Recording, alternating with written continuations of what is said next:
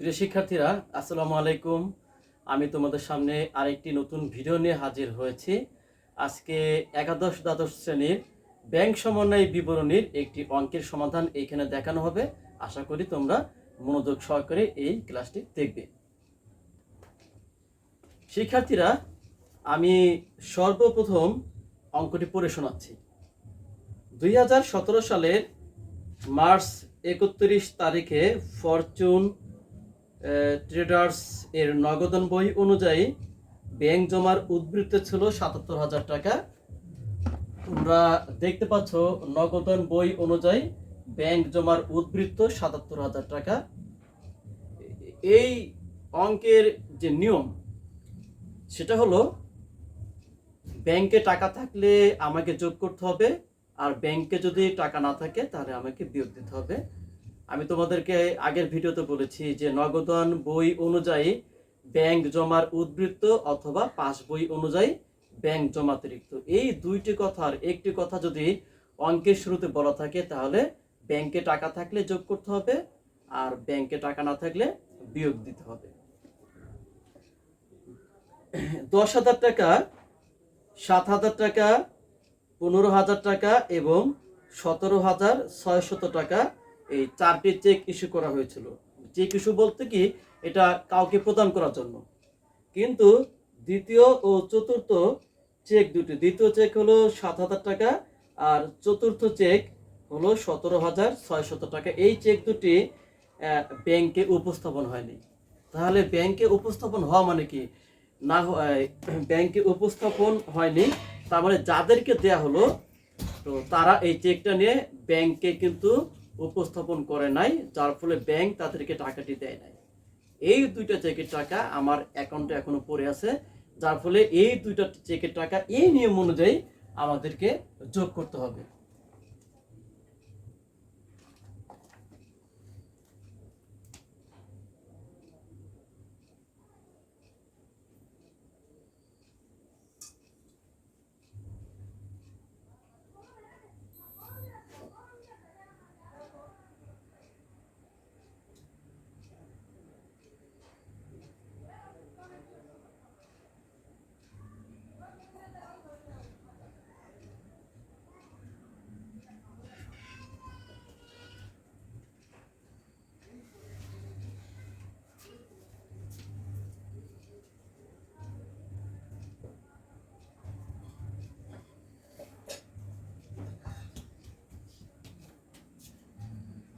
তাহলে শিক্ষার্থীরা, দ্বিতীয় এবং চতুর্থ চেক ইস্যু করা সত্ত্বেও এই দুইটা চেক যেহেতু ব্যাংকে উপস্থাপন করা হয়নি, তার মানে আমাদের ব্যাংকের অ্যাকাউন্টে টাকাটি কিন্তু আছে।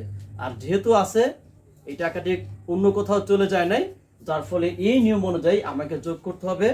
এখন দ্বিতীয় চেক হলো 7,০০০ টাকা আর চতুর্থ চেক হলো 17,600 টাকা। তার মানে এখানে মোট যোগ হবে 24,600 টাকা।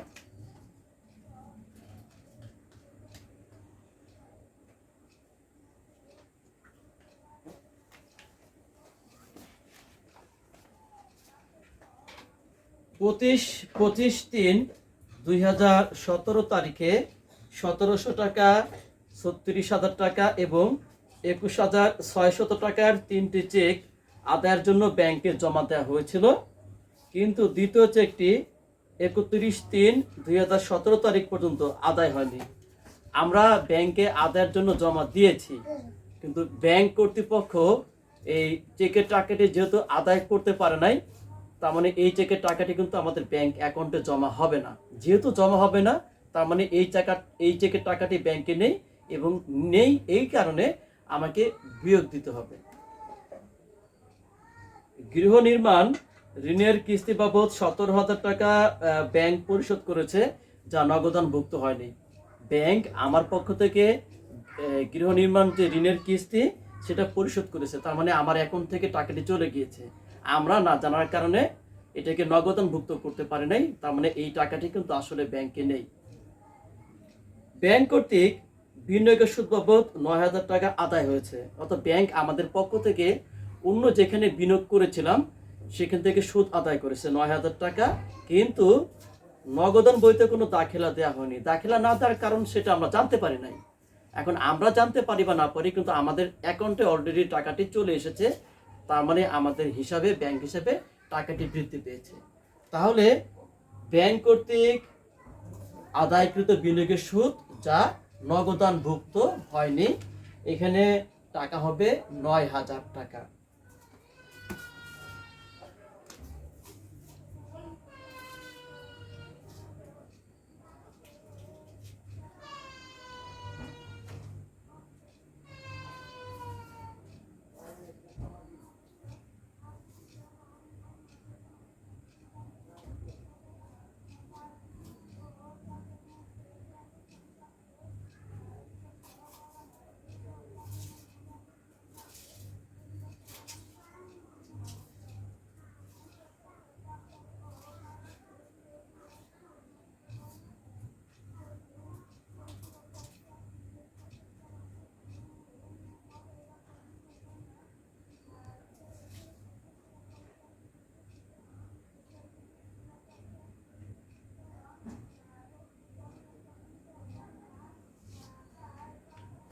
ব্যাংক কর্তৃক আদায়কৃত বিনিয়োগের সুদ যা নগদানভুক্ত হয়নি ৯,০০০ টাকা।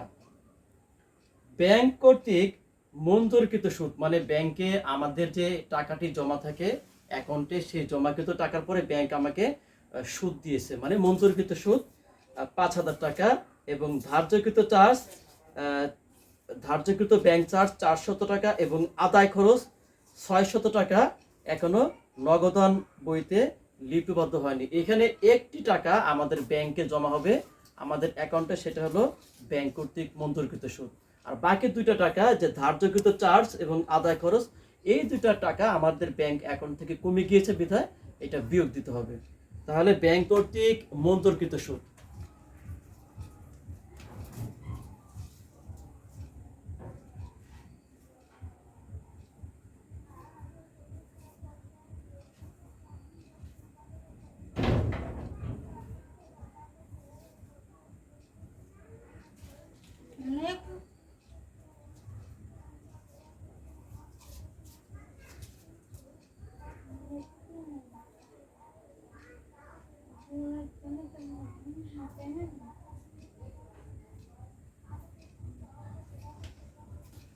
ব্যাংক কর্তৃক মঞ্জুরকৃত সুদ এখানে ৫,০০০ টাকা, যেটা নগদানভুক্ত হয়নি।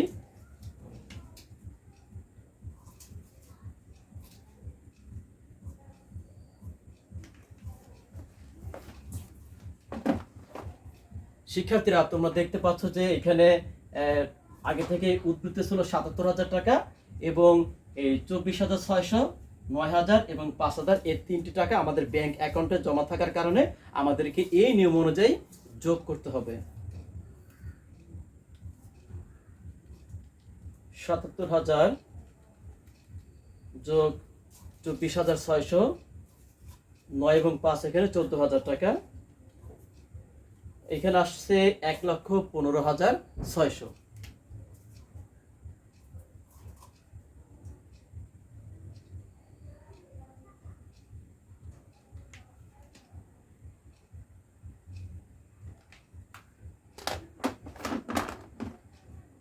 শিক্ষার্থীরা, এখন যে লেনদেনগুলো এখানে দেয়া থাকবে তার অর্থ হলো যে ওই লেনদেনগুলোর মাধ্যমে আমাদের ব্যাংক থেকে টাকাটি চলে গিয়েছে।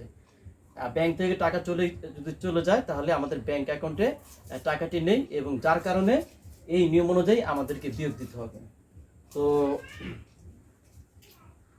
আদায়ের জন্য জমাকৃত চেক কিন্তু আদায় হয়নি, দ্বিতীয় চেকের টাকাটি আদায় হয়নি, যেটা ছিল ৩৬,০০০ টাকা। আমি তোমাদেরকে পূর্বেই এই লেনদেনটি পড়ে শুনিয়েছিলাম।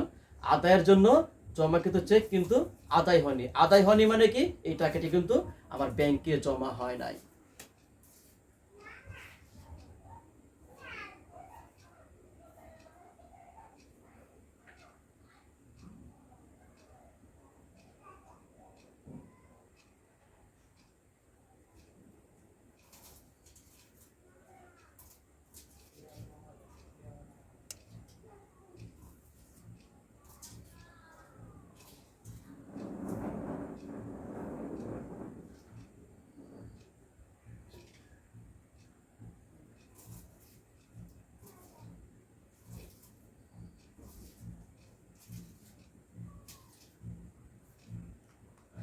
আদায়ের জন্য জমাকৃত চেক কিন্তু আদায় হয়নি 36,000 টাকা।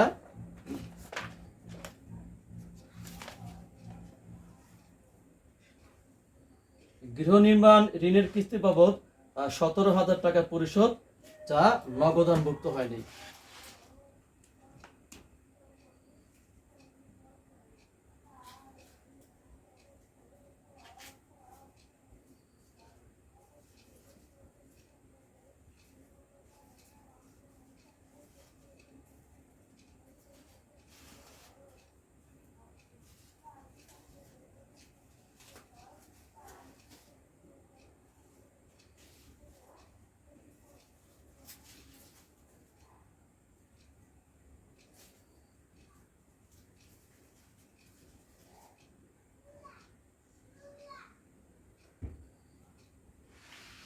গৃহ নির্মাণ ঋণের কিস্তি পরিশোধ, যা নগদানভুক্ত হয়নি 17,000 টাকা।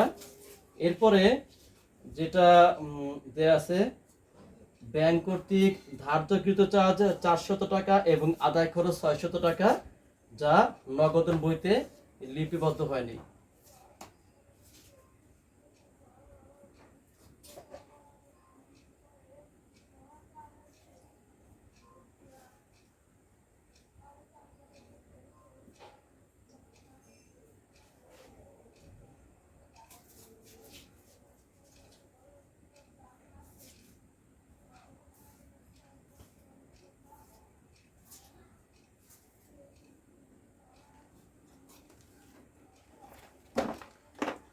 শিক্ষার্থীরা, ধার্যকৃত চার্জ ছিল এখানে 400 টাকা এবং আদায় খরচ ছিল এখানে 600 টাকা। দুইটা টাকা যোগ করলে এখানে আসে 1,000 টাকা।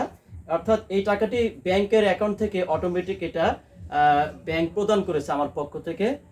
ধার্যকৃত চার্জ বলতে এই চার্জটা ব্যাংকই কেটে নিয়েছে, কারণ ব্যাংক যে আমাদেরকে যে সেবাটা প্রদান করে আমাদের অ্যাকাউন্ট থেকে টাকাটি সরাসরি কেটে নিয়ে থাকে।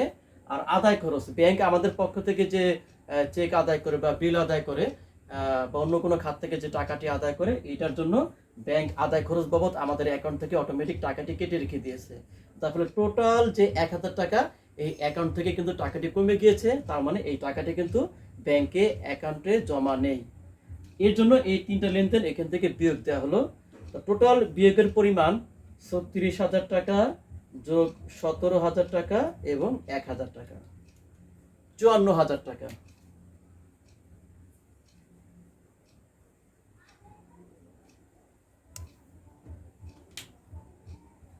1,15,600 মাইনাস 54,000 টাকা, এখানে উত্তর এসেছে 61,600।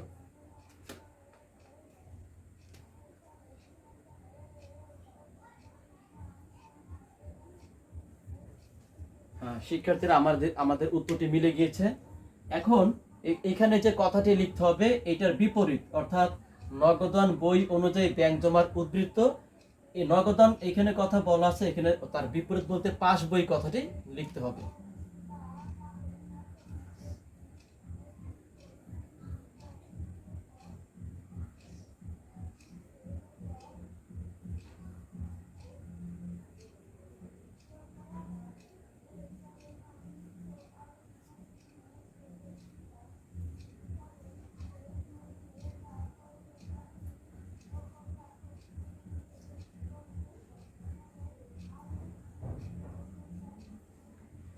এই হলো শিক্ষার্থীরা আমাদের ব্যাংক সমন্বয় বিবরণীর সমাধান।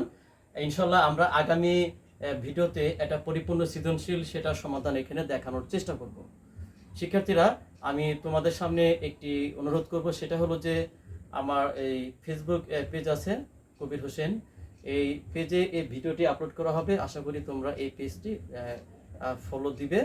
আর কবির অ্যাকাউন্টিং হোম নামে আমার একটি ইউটিউব চ্যানেল আছে, সেখানেও আমি এই ভিডিওটি দিব।